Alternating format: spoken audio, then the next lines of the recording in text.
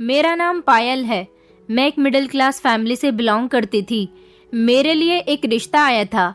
मेरे घर वाले इस रिश्ते को लेकर बहुत ज़्यादा एक्साइटेड थे क्योंकि लड़के की नौकरी बहुत अच्छी थी। लड़का कनाडा में जॉब किया करता था और उसकी फैमिली भी बहुत छोटी थी। उसके घर में सिर्फ उसके माता पिता रहते थे और एक विधवा भाभी थी। उस लड़के के भाई की मौत काफ़ी समय पहले ही हो गई थी, इसलिए उसकी भाभी विधवा बनकर उनके घर में जिंदगी गुजार रही थी। उन्होंने दूसरी शादी नहीं की थी। मेरे घर वाले इस रिश्ते से बहुत खुश थे क्योंकि अच्छे रिश्ते नसीब वालों को ही मिलते हैं और फिर ये रिश्ता हमारे घर चलकर खुद आया था। खुद लड़की की माँ ने मुझे कहीं पर शादी में देख लिया था और उनको मैं बहुत पसंद आई थी, इसलिए उन्होंने मेरा रिश्ता अपने बेटे के साथ करने का फैसला किया था। मेरे घर वालों ने भी लड़के को देखते ही हाँ कर दी थी क्योंकि लड़के का घर बार भी अच्छा था, उसकी नौकरी भी अच्छी थी और लड़का पढ़ा लिखा था। शक्ल सूरत से भी बहुत अच्छा था, हर बातें बिल्कुल परफेक्ट थी। इस तरह मेरी शादी 2 महीने के अंदर अंदर उस लड़के के साथ हो गई थी। मेरे पति का नाम सौरभ था। सौरभ को भी मैं बहुत पसंद आई थी। शादी की पहली रात थी। उन्होंने मुझसे अपने प्यार का इजहार कर दिया था और कहा था कि तुम बहुत खूबसूरत हो, मैं तुमसे बहुत प्यार करता हूँ।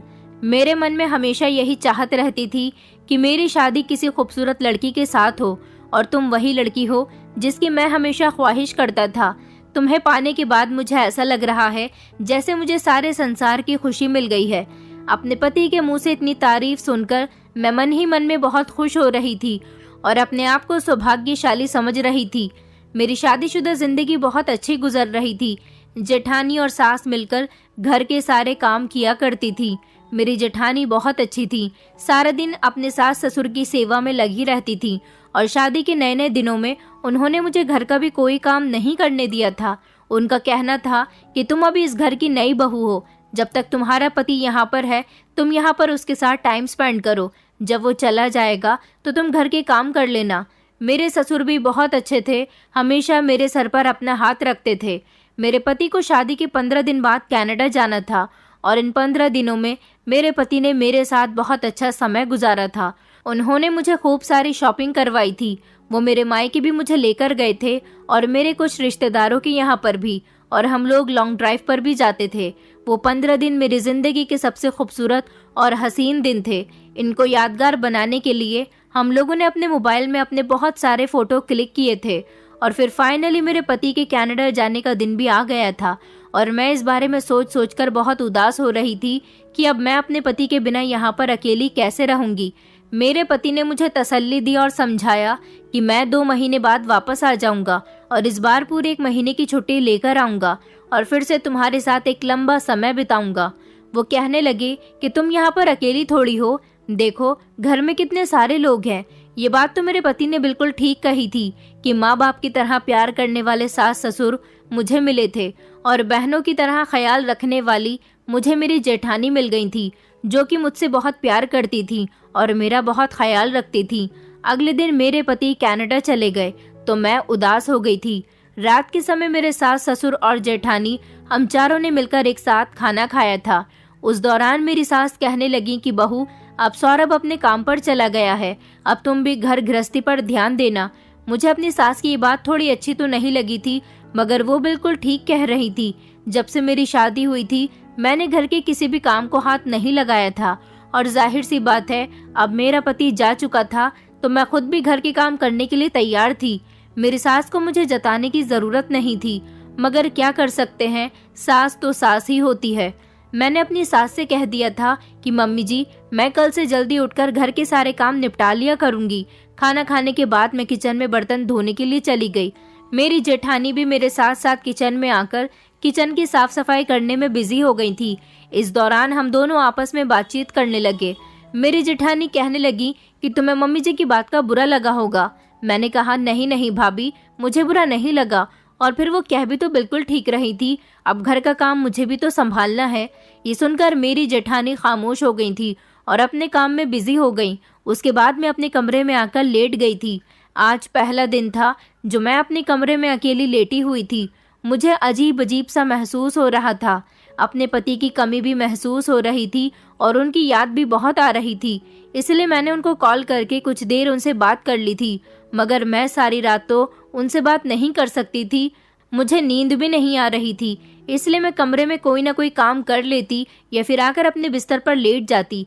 इस तरह करते करते मुझे रात के 3 बज गए थे, लेकिन अभी तक मेरी आंखों में नींद नहीं थी। मुझे कमरे के अंदर घुटन महसूस हो रही थी, इसलिए मैं अपने कमरे से बाहर निकल गई और सोचा कि छत पर जाकर ताज़ी हवा खा लेती हूँ। वैसे भी गर्मी का समय था और छत पर बहुत अच्छी हवा चल रही थी। जैसे ही मैं अपने कमरे से बाहर निकली तो मुझे अपनी जेठानी के कमरे का दरवाज़ा खुला हुआ दिखाई दिया था।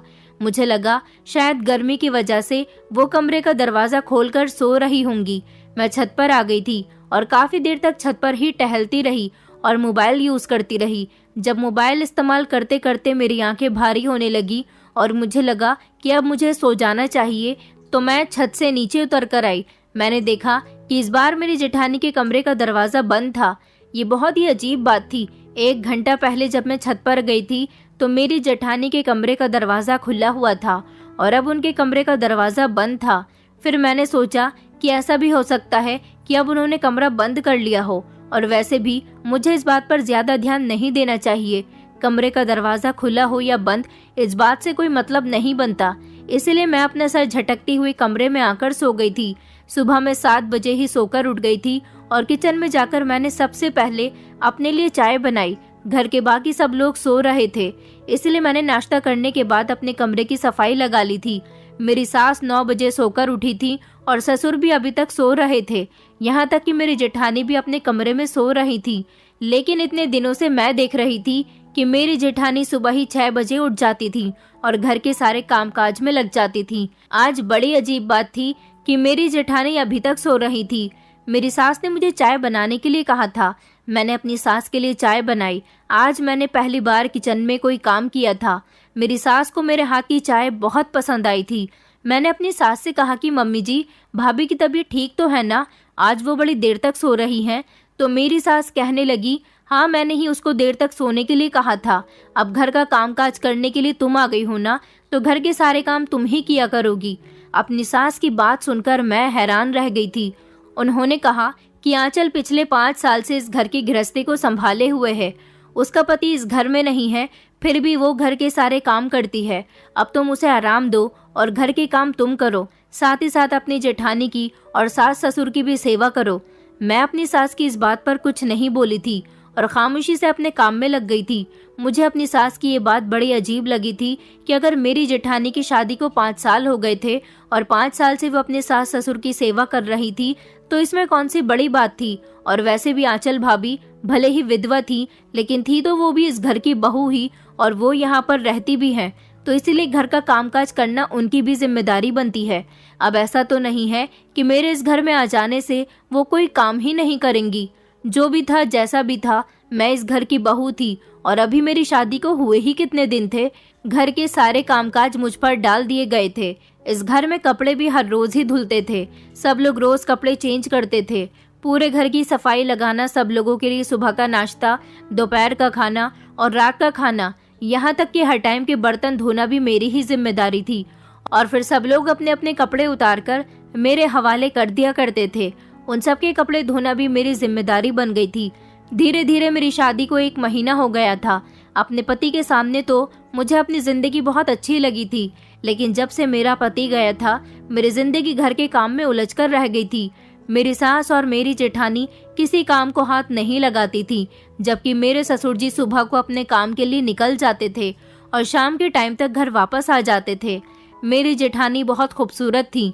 वो विधवा थी। उनके दिल में अपने पति का गम था, मगर फिर भी उनके खूबसूरती में कोई कमी नहीं आई थी। कहते हैं कि जब इंसान सेहतमंद और देखने में अच्छा भला होता है, अगर उसके ऊपर कोई दुख आ जाए तो वो इंसान पूरी तरह से बदल जाता है। मगर मेरी जेठानी तो दिन ब दिन खूबसूरत होती जा रही थी। अब तो वो घर का कोई काम नहीं करती थी तो और ज्यादा खूबसूरत लगने लगी थी। मैं अपनी जेठानी से खूबसूरती में थोड़ी हारती हुई थी। ऐसा नहीं था कि मैं खूबसूरत नहीं थी। हाँ, बस इतना था कि मेरी जेठानी और मेरी खूबसूरती में थोड़ा फर्क था। मैं अपने आप को किसी से कम नहीं समझती थी। मेरा पति मुझे हर रात फ़ोन करता और मेरी खूबसूरती की तारीफ करते करते नहीं थकता था। लेकिन मेरी सास थी जो बार बार मेरी जेठानी की तारीफ मेरे सामने करती रहती थी और मुझे नीचा दिखाने की कोशिश करती थी। मेरी जेठानी भी अपनी सास की बात सुनकर बहुत खुश होती थी। मेरी जेठानी मुझसे अकेले में ऐसे बिहेव करती थी जैसे मेरी सगी बहन हो, लेकिन सास के सामने ऐसे रिएक्ट करती थी जैसे मेरी सास की वो बहू नहीं बल्कि उनकी बेटी हो। हमेशा ही मेरी सास अपनी बड़ी बहू की तारीफ किया करती थी। एक बार मेरी सास ने मुझे गोभी के पराठे बनाने के लिए कहा। मैंने अपनी सास के लिए गोभी के पराठे बना दिए थे। रात के टाइम पर जब हम सब लोग एक साथ खाना खाने बैठे तो मेरी सास ने सारे गोभी के पराठे उठाकर फेंक दिए और कहने लगी कि ये तुमने क्या बनाया है, इसे गोभी के पराठे कहते हैं। मेरी जेठानी सास की तरफ देखकर कहने लगी, अरे मम्मी जी शांत हो जाइए, इतना गुस्सा करना आपकी सेहत के लिए अच्छा नहीं है। जबकि मेरे ससुर भी मेरी जेठानी की हाँ में हाँ मिला रहे थे, मगर मुझे बड़ी शर्मिंदगी महसूस हुई थी। मेरी सास ने सब लोगों के सामने मेरे खाने की इंसल्ट कर दी थी। मेरी सास ने कहा कि इन गोभी के पराठों में बहुत तेज नमक हो रहा है। मैंने जब पराठा चेक करके देखा तो सच में उसमें नमक तेज था। आज मुझसे गलती से नमक तेज हो गया था, लेकिन मेरी सास ने जैसा बिहेव मेरे साथ किया था वो मेरे दिल को बेहद दुख गया था। जिस सास को मैं इतना अच्छा समझती थी वो मेरे साथ बहुत बुरा बिहेव कर रही थी। मैं बुरी तरह से रोने लगी थी। मेरे ससुर ने कहा कि बस बहू, रोना बंद करो और अपने कमरे में जाओ। मैं अपने कमरे में भागकर आ गई थी। मैंने खाना भी नहीं खाया था, लेकिन मुझे आवाज आ रही थी कि मेरे ससुर मेरी साइड से बोल रहे थे और मेरी सास को डांट रहे थे कि तुम्हें बहू को इतना भी जलील नहीं करना चाहिए था। अगर उसने ये सब सौरभ को बता दिया तो वो भी गुस्सा करेगा। मेरी सास कहने लगी, अगर गुस्सा करता है तो करता रहे, उसकी पत्नी भी तो कैसी है। अगर अपनी पत्नी के हाथ का खाना खा लेगा तो कहेगा कि मैंने उसे सही डांट लगाई है। मेरी सास ससुर जी से कहने लगी कि तुम्हें बहू की तरफदारी करने की कोई ज़रूरत नहीं है। मेरे ससुर मेरी सास से बहुत डरते थे और हमेशा उनसे दबकर रहते थे, जबकि मेरी जेठानी कोई काम नहीं करती थी। मेरी सास उनसे कुछ नहीं कहती थी, बल्कि उन्होंने खुद ही मेरी जेठानी से कहा हुआ था कि अब तुम्हारी देवरानी आ गई है तो तुम्हें घर का काम करने की कोई ज़रूरत नहीं है। दोनों सास बहू एक कमरे में बैठकर आपस में बातें करती रहती थी। मेरी सास कहती थी कि मेरी बड़ी बहू बिल्कुल मेरी बेटी की तरह है। मेरे दिल पर इस बात का बहुत एहसास होता था। क्या मेरी सास मुझे अपनी बेटी नहीं मान सकती थी? आखिर मैं उनके साथ कौन सी कमी कर रही थी? घर का सारा काम करती थी और उनकी सेवा में भी कोई कमी नहीं करती थी। फिर भी मेरी सास के लिए मेरी जेठानी ही अच्छी थी। मैं बहुत ज़्यादा रो रही थी। मैंने अपने पति को कॉल करके सब कुछ बता दिया था कि किस तरह से उनकी मम्मी ने मेरे साथ आज बदतमीजी की है। मेरी बात सुनकर मेरे पति ने उसी समय मेरी सास को कॉल करने के लिए कहा था। ये कहकर मेरे पति ने कॉल कट कर दी थी। थोड़ी देर के बाद जब मेरे पति की कॉल आई तो वो मुझे प्यार से समझाने लगे और कहने लगे कि तुम फिक्र मत करो, मैंने मम्मी को समझा दिया है। उन्होंने कहा है कि वो आगे तुम्हारे साथ ऐसा कभी नहीं करेंगी। मम्मी मुझसे इस सब के लिए माफ़ी मांग रही थी। तुम परेशान मत हो, मम्मी ने मुझे भरोसा दिलाया है कि वो आगे कभी ऐसी हरकत नहीं करेंगी। अपने पति की बात सुनकर मेरे चेहरे पर थोड़ी मुस्कुराहट आई थी और मैंने अपने आंसू साफ किए थे, मगर मेरे पति की अगली बात ने मुझे सोच में डाल दिया था। मेरे पति ने कहा कि देखो पायल, ससुराल में ऐसी छोटी मोटी बातें तो होती ही रहती हैं, लेकिन तुम्हें भी बर्दाश्त करनी चाहिए थी। मुझे तुम्हारी ये बात अच्छी नहीं लगी कि तुमने मेरी मम्मी की शिकायत फौरन ही रोते हुए मुझसे कर दी। मम्मी भी मुझसे इस बात को कह रही थी कि ये तो हमारे घर का मैटर है, तुम्हें मम्मी के साथ ही सुलझाना चाहिए था। चलो आज तो तुमसे ये गलती हो गई है और मैंने मम्मी को भी समझा दिया है, मगर आगे से ध्यान रहे कि घर के मैटर घर में ही सॉल्व करना। अपने पति की बात सुनकर मैं खामोश हो गई थी और समझ गई थी कि जरूर उनकी मम्मी ने उन्हें कुछ पढ़ा दिया होगा। वैसे भी हर घर की कहानी यही है कि हर बेटा अपनी माँ के पल्लू से बंधा हुआ होता है। मेरा पति भले ही मेरी तरफदारी में बोल पड़ा था, मगर साथ ही साथ उसने मुझे सावधान भी कर दिया था कि आगे से मैं उसकी माँ की शिकायत उनसे ना करूं। मेरी तो समझ ही नहीं आ रहा था कि आखिर इस घर में क्या हो रहा था। जब तक मेरा पति यहाँ पर था तो ये लोग बहुत अच्छे थे, और जिस दिन से मेरा पति यहाँ से गया था इन लोगों का बिहेवियर मेरे साथ पूरी तरह से बदल चुका था। अगले दिन हमारे घर पर पड़ोस की कुछ औरतें आई थी। मैंने देखा था कि मेरी सास रात वाली बात से मुझसे नाराज थी। उन्हें भी यही लगता था कि मुझे उनकी शिकायत अपने पति से नहीं करनी चाहिए थी। वो मुझसे बात नहीं कर रही थी। मेरी जेठानी मेरे सामने अच्छी बनी रहती थी और सास के सामने मुझे इग्नोर किया करती थी। मोहल्ले की कुछ औरतें आईं तो मेरी सास उन औरतों के साथ बैठी हुई बातें कर रही थी। जब एक औरत मेरी जेठानी के बारे में मेरी सास से कहने लगी कि तुम्हारी बड़ी बहू बहुत खूबसूरत है, हम तो तुम्हारी बहू की दाद देते हैं कि अपने सास ससुर की सेवा करने की वजह से इस बेचारे ने अपनी शादी तक नहीं की, बिना पति के ही जिंदगी गुजार रही है। वो औरत मेरी सास का नाम लेकर कहने लगी कि सच में तुम बहुत भाग्यशाली हो जिसे ऐसी बहू मिली है। मेरी जेठानी अपनी तारीफ पर मुस्कुरा रही थी। मैं उन सब के लिए किचन में खड़ी हुई चाय बना रही थी और उनकी बातें मेरे कानों में आ रही थी, जब दूसरी औरत कहने लगी कि तुम्हारी बड़ी बहू तो तारीफ के काबिल है, अब बताओ कि तुम्हारी छोटी बहू कैसी है। तुम्हारी छोटी बहू की शादी को भी 1 महीने से ज्यादा हो गया है। मेरी सास मुंह सिकोड़ते हुए उनसे कहने लगी, क्या बताऊं बहन, हर बहू मेरी आंचल बहू की जैसी नहीं होती। छोटी बहू कहने को तो अच्छी है, मगर उसे अगर किसी बात पर टोक दो तो वो फौरन ही अपने पति से शिकायत लगा देती है। क्या बताऊं तुम्हें, कल रात उसने गोभी के पराठे में इतना तेज नमक कर दिया था कि मेरा तो पराठों को खाकर मुंह ही कड़वा हो गया। मैंने अपनी बहू से सिर्फ इतना कहा था कि इसमें नमक बहुत तेज है, तो पलटकर बहू ने अपने पति को फोन कर दिया और फिर उसका पति मुझसे फोन पर बहुत लड़ा था। हार कर मुझे ही अपने बेटे से माफी मांगनी पड़ गई थी। अपनी सास की बात सुनकर मैं हैरान रह गई थी, जबकि वो औरतें भी मेरी सास से कह रही थी कि तुम्हारी छोटी बहू तो बड़ी ही चालाक निकली। मुझे अपनी सास की बातों पर बहुत गुस्सा आ रहा था कि वो मोहल्ले की औरतों के बीच मुझे बदनाम कर रही थी। मैं भी अपनी सास से कोई बात नहीं कर रही थी। अगले दिन रात को मुझे फिर से नींद नहीं आ रही थी। मैं अपने कमरे से निकलकर छत पर जाने वाली थी और अपने कमरे का दरवाजा बंद कर रही थी, जब अचानक मेरी नज़र जेठानी के कमरे की तरफ गई। ये देखकर मेरे पैरों तले से ज़मीन निकल गई कि मेरे ससुर खामोशी से मेरी जेठानी के कमरे से निकलकर अपने कमरे की तरफ जा रहे थे। अचानक मेरे ससुर की नज़र जब मुझ पर पड़ी तो वो बहुत ज़्यादा घबराए हुए लग रहे थे और फौरन ही अपने कमरे के अंदर घुस गए। आखिर आधी रात के टाइम पर मेरे ससुर का मेरी जेठानी के कमरे में क्या काम था? मैं तो चौंक कर रह गई थी। और फिर मेरे ससुर इतनी खामोशी से चोरों की तरह मेरी जेठानी के कमरे से क्यों निकल रहे थे और मुझे देखकर क्यों घबरा गए थे? मेरी तो कुछ समझ ही नहीं आ रहा था। मैं छत पर चली गई थी और काफी देर के बाद अपने कमरे में आई थी। अगले दिन शाम का टाइम था, जब मेरी सास कहीं पर जा रही थी। वो अपने पति के साथ घर से निकली थी। उन्होंने इस बारे में मुझे कुछ नहीं बताया था कि वो कहाँ जा रही है, जबकि मेरी जेठानी को उनकी हर बात के बारे में पता होता था। रात के लिए खाना बनाना था और मेरी समझ नहीं आ रहा था कि मैं क्या बनाऊं। मैं ये सब कुछ सोच ही रही थी कि अचानक मेरी जेठानी कमरे में आ गई। मैंने सोचा क्यों ना मैं रात के खाने के बारे में अपनी जेठानी से ही पूछ लेती हूँ कि क्या बनाना है। मैंने अपनी जेठानी से पूछा था कि भाभी रात को खाने में क्या बनाऊं? तो पहले तो वो सोचने लगी और फिर सोचकर कहने लगी कि अच्छा एक काम करो, आलू पालक की सब्जी बना लो। घर में सब लोग आलू पालक बहुत शौक से खाते हैं। मैंने कहा अच्छा ठीक है, मैं रात को आलू पालक की सब्जी ही बना लूंगी। मैं खाना बनाने में बिजी हो गई थी। मेरे ससुर शाम के टाइम पर घर आ गए थे। मैं किचन में थी और मेरी जेठानी आंगन में अपने बाल सुखा रही थी। गर्मी ज्यादा होने की वजह से वो शाम के टाइम पर नहाकर निकली थी। मैं अचानक किचन से बाहर आंगन की तरफ गई थी। मेरे ससुर को जब मैंने देखा कि वो घर पर आ गए हैं तो मैं उनके लिए किचन में चाय बनाने के लिए चली गई।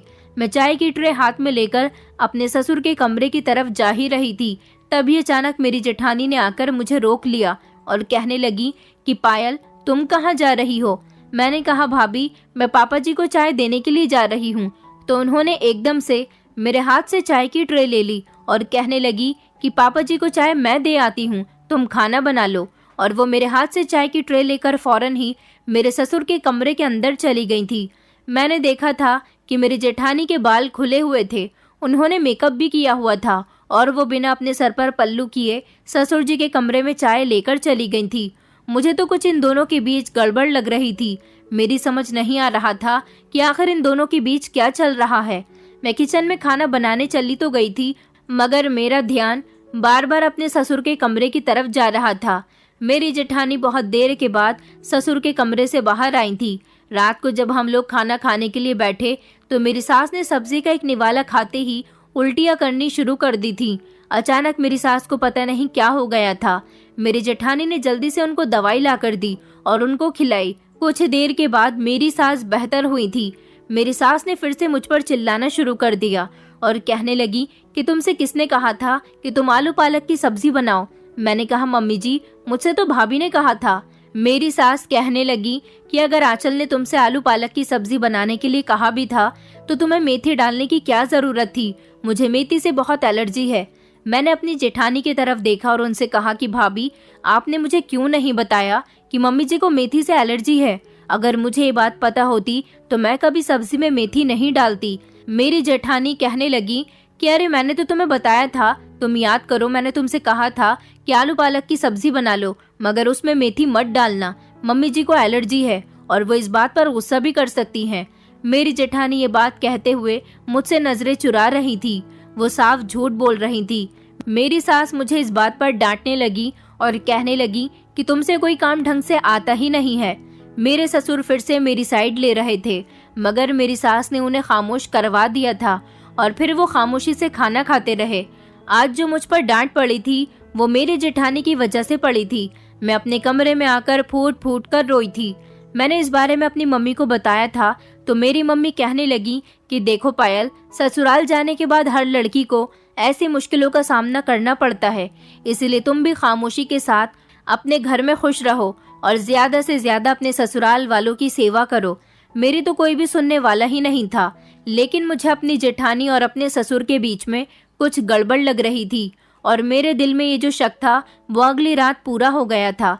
अब मेरी आदत हो गई थी कि मैं जब तक छत पर जाकर कुछ देर टहलती नहीं थी तब तक मुझे नींद नहीं आती थी, क्योंकि मेरा कमरा छोटा था और मुझे ज्यादा गर्मी होने की वजह से अपने कमरे में घुटन महसूस होती थी।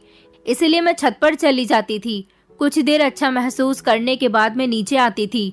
आज रात जब मैं अपने कमरे में गई तो मुझे अपनी जेठानी के कमरे से अपने ससुर के बोलने की आवाज आ रही थी।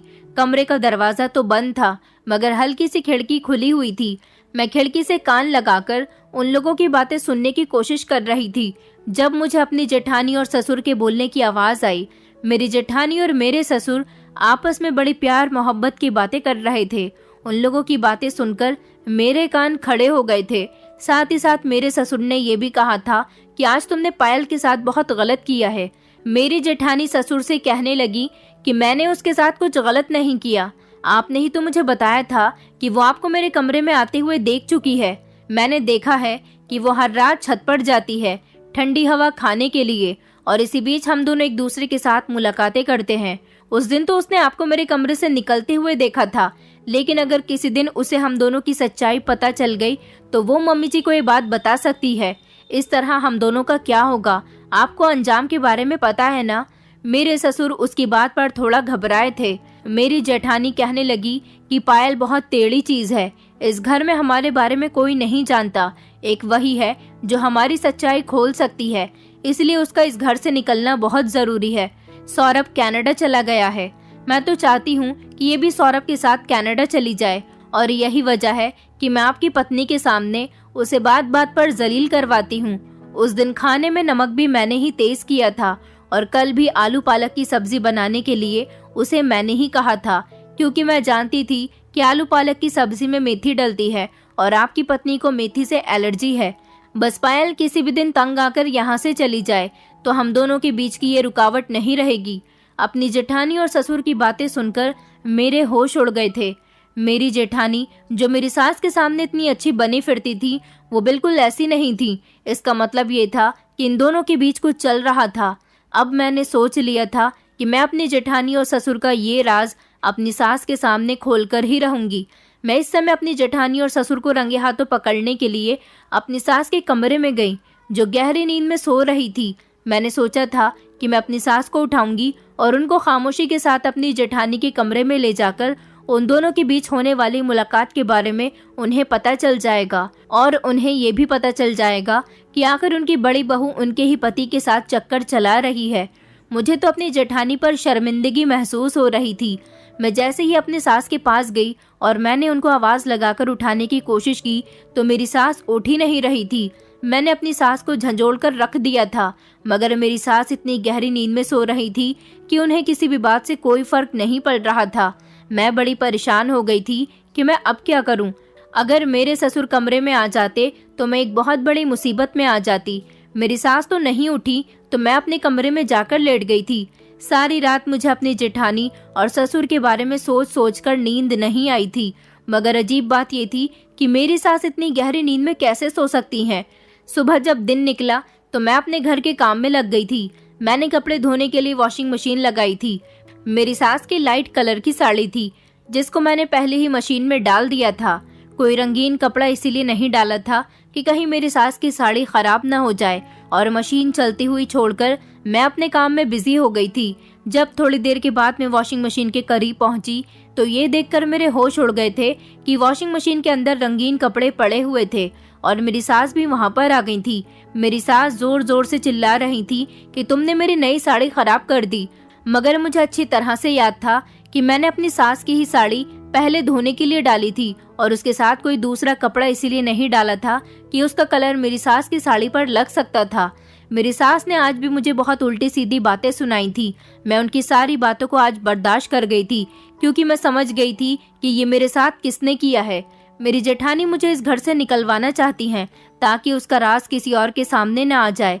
मैंने इस बारे में अपने पति को बताया कि तुम्हारे पिता और तुम्हारी भाभी का अफेयर चल रहा है। वो दोनों आधी रात में एक दूसरे के साथ मुलाकातें करते हैं। ससुर जी भाभी के कमरे में जाते हैं और वो दोनों न जाने कमरे के अंदर क्या करते हैं।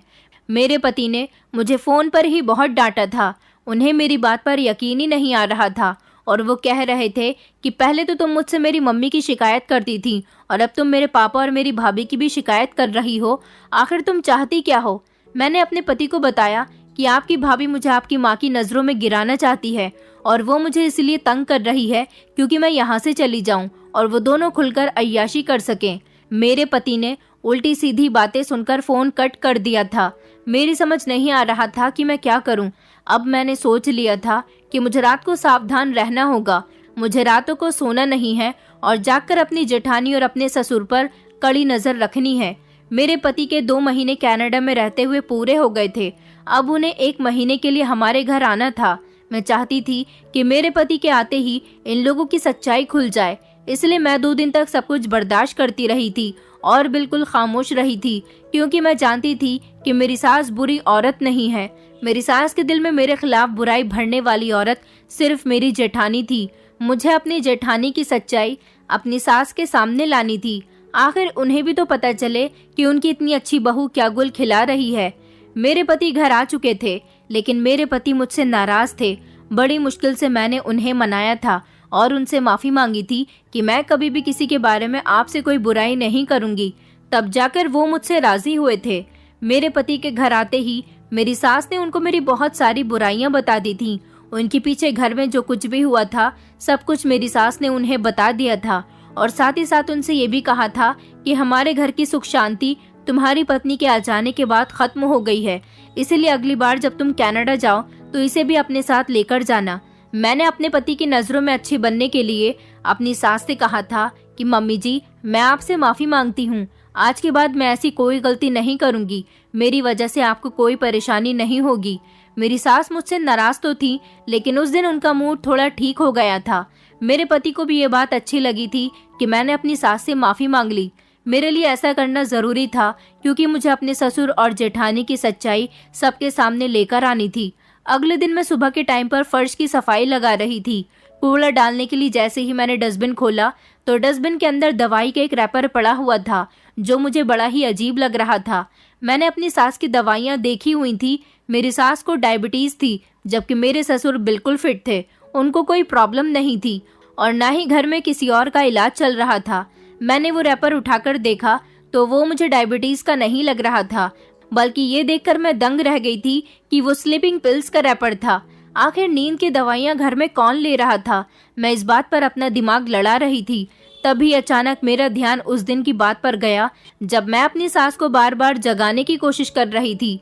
इसका मतलब ये था कि ये दवाइयाँ मेरी सास ही ले रही हैं और उस दिन भी उन्होंने नींद की दवाई ली हुई थी जब वो मेरे बार बार उठाने पे भी नहीं उठ रही थी। मैंने बातों ही बातों में अपने पति से पूछा था कि क्या मम्मी जी नींद की दवाइयाँ लेती हैं, तो मेरे पति ने बताया था कि नहीं, उनकी तो सिर्फ डायबिटीज़ की दवाई चल रही है। अब मेरी थोड़ी थोड़ी समझ में आ रहा था कि हो ना हो उनको ये दवाइयाँ या तो मेरी जेठानी दे रही थी या फिर मेरे ससुर और मेरी जेठानी अभी भी आधी रात को एक दूसरे के साथ मुलाकातें कर रहे थे। जब से मेरे पति घर आए थे मैं छत पर नहीं जाती थी और मेरी सास भी नींद की दवाई लेकर गहरी नींद में सो जाती थी। हम दोनों कमरे में बंद होते थे और इस बात का फायदा उठाकर मेरे ससुर और मेरी जेठानी एक दूसरे से मिल लेते थे।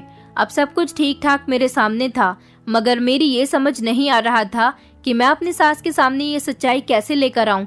मैंने एक प्लान बनाया था।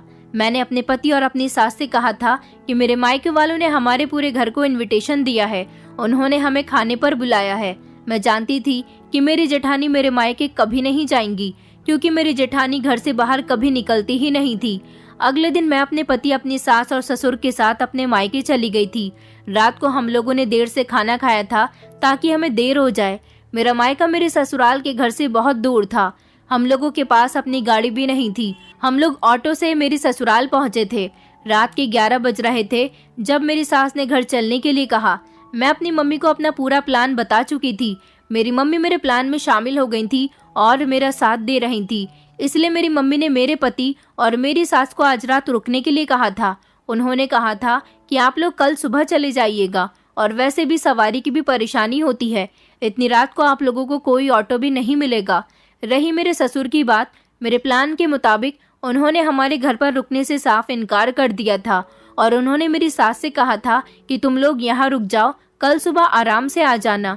उनका इतना कहने का मकसद यही था कि वो आराम से जेठानी के साथ मुलाकात कर लेते। मेरी मम्मी और मेरी भाभी ने मेरी सास और पति से बहुत जिद की थी रुकने के लिए, तो इसीलिए वो लोग हमारे घर पर रुक गए थे। मेरे ससुर को मेरा भाई अपनी बाइक पर घर छोड़ने के लिए चला गया था। आज रात मेरी जेठानी और मेरे ससुर का रास्ता पूरी तरह से साफ था, मगर वो लोग नहीं जानते थे कि वो लोग मेरे प्लान में बुरी तरह से फंस चुके हैं। अभी तो ज्यादा टाइम नहीं हुआ था। मुझे बड़ी बेचैनी के साथ रात के 3 बजने का इंतजार था। आज मेरी सास भी कह रही थी कि न जाने क्यों आज मुझे नींद नहीं आ रही है। वैसे तो मैं जल्दी ही सो जाती हूँ। रात के 3 बजने ही वाले थे जब मैंने अपनी सास और अपने पति को ये बात बता दी कि भाभी और पापा जी का आपस में अफेयर चल रहा है। मेरी ये बात सुनकर मेरी सास और मेरे पति को यकीन नहीं आया था, जबकि मेरा पति मुझ पर बहुत गुस्सा करने लगा और धीमी धीमी आवाज में इसीलिए बात कर रहा था क्योंकि मेरे घर वालों को ये बात पता न चल जाए कि वो मुझसे लड़ रहा है। मेरी सास ने भी मेरे पति से कहा कि देखो, मैंने तुमसे कहा था ना कि तुम्हारी पत्नी बहुत चालाक है, अपने ससुर पर इल्जाम लगा रही है। मैं जानती थी कि ये लोग मेरे बारे में इसी तरह की बातें करेंगे, इसलिए मैंने उनसे कहा था कि अगर आप लोगों को मेरी बात पर यकीन नहीं आता तो आप लोग मेरे साथ अभी और इसी वक्त घर चलें, क्योंकि ये दोनों आधी रात के समय ही एक दूसरे से मुलाकातें करते हैं। मैंने अपनी सास को ये भी बता दिया था कि आपको नींद की दवाई दी जाती है ताकि आप गहरी नींद में सो सकें और मेरे ससुर आराम से कमरे से निकलकर जेठानी के कमरे तक पहुंच सकें। मैंने वो दवाई वाला रैपर भी अपनी सास को दिखाया था और कहा था कि आपको ये दवाई ही दी जाती है। मेरी सास उस दवाई को पहचान तो नहीं सकी थी क्योंकि उन्हें दवाई रात को दूध में मिलाकर दी जाती थी, लेकिन आज मेरे पति ने कह दिया था कि अगर ये बात झूठ हुई तो मैं तुम्हें डिवोर्स दे दूंगा। मैं भी इस बात पर पक्की बन गई थी। मैंने कह दिया था कि जब आप एक बार अपनी आंखों से मेरे साथ घर चलकर सब कुछ देख लोगे तो आप जैसा कहोगे मैं वैसा ही करूंगी। मेरे पति और मेरी सास हम तीनों ही उसी समय घर से निकल गए थे और पूरे आधे घंटे बाद जब हम लोग अपने घर पहुंचे तो बड़ी खामोशी से पहुंचे थे। घर की चाबी मेरे पति के पास होती थी। मैंने अपने पति से कहा था कि खामोशी के साथ ताला खोलना ताकि किसी को हमारे आने की खबर न हो। मैं अपनी सास और पति को लेकर जैसे ही घर के अंदर दाखिल हुई तो मेरी जेठानी और मेरे ससुर के बोलने की आवाज आ रही थी। ये आवाज आज मेरी जेठानी के कमरे से नहीं, बल्कि आज मेरी जेठानी ससुर के कमरे में उनके साथ मौजूद थी। मेरे ससुर मेरी जेठानी को अपनी बाहों में भरे हुए थे और उनके साथ प्यार भरी बातें कर रहे थे और उनसे कह रहे थे कि आज तो ऐसा लग रहा है जैसे तुम ही मेरी पत्नी हो। आज इतने समय के बाद तुम्हें अपने कमरे में देखकर मुझे बड़ी खुशी हो रही है। आज हम लोगों को फुल आज़ादी है। बहू के मायके वालों ने बहुत अच्छा काम किया है कि उन लोगों को अपने साथ ही रोक लिया। ये सारी बातें मेरे पति और मेरी सास खामोशी से खड़े हुए सुन रहे थे।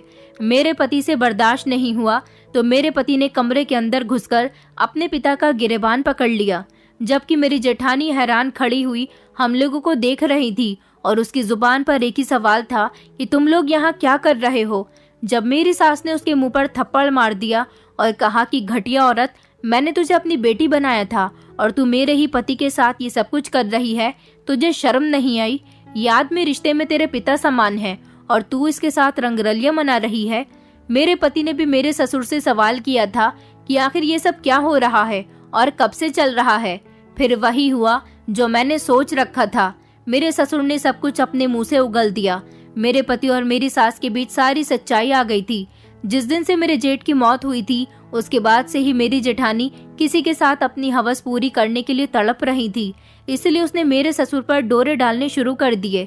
मेरी जेठानी का इस दुनिया में कोई नहीं था, इसलिए वो कहीं नहीं जा सकती थी। मेरी जेठानी बेहद खूबसूरत थी। मेरे ससुर ने उसे अपने काबू में कर लिया और उन लोगों ने मेरी सास को नींद की दवाई देना शुरू कर दी और वो दोनों आधी रात के बीच एक दूसरे के साथ मुलाकातें करते थे। मेरी सास के दिमाग में कहीं ये बात न आ जाए कि वो मेरी जेठानी की दूसरी शादी कर दे। मेरी जेठानी दूसरी शादी नहीं करना चाहती थी क्योंकि उसकी जिंदगी यहाँ पर बहुत अच्छी गुजर रही थी, इसलिए उसने मेरी सास को अपनी बातों में लगाए रखा और मेरी सास की फेवरेट बन गई ताकि कभी मेरी सास उसको इस घर से निकालने के बारे में सोचे भी ना। मेरा पति तो शुरू से ही कनाडा में रहता था, बस कभी कभी ही अपने घर में आता था, इसलिए उन दोनों के बीच आने वाला कोई नहीं था। जब मेरी शादी हुई और मेरी जेठानी को लगा कि मैं उनकी सच्चाई जान जाऊंगी, इसलिए उसने मेरी सास को मेरे खिलाफ भड़काना शुरू कर दिया और वो बस ये चाहती थी कि मैं किसी भी तरह अपने पति के साथ कनाडा चली जाऊं। यही वजह थी कि मैं अपनी सास के लिए सब कुछ करती थी, मगर फिर भी मेरी जेठानी ही हमेशा उनकी फेवरेट रही थी क्योंकि मेरी जेठानी मेरी सास को मेरी बहुत सारी बुराइयां गिनाती रहती थी और वो जानबूझकर मेरे काम गलत किया करती थी ताकि मेरी सास मुझसे नफरत करने लगे। या तो मेरी सास मुझे इस घर से निकाल दे या फिर मुझे मेरे पति के पास भेज दे। और अब उनकी सारी सच्चाई मेरे पति और मेरी सास के बीच आ गई थी। मेरे पति ने फैसला कर लिया था कि वो इस घर को छोड़कर जा रहे हैं। मेरी जेठानी और मेरे ससुर हाथ जोड़कर सबसे माफी मांग रहे थे, लेकिन मेरी जेठानी और मेरे ससुर मेरी सास और मेरे पति के दिल से उतर चुके थे। मेरी जेठानी ने सब कुछ उन्हें बता दिया था कि मैं गलत नहीं हूँ, बल्कि मेरी जेठानी मेरी गलतियाँ उनके सामने बड़ा चढ़ाकर पेश करती थी।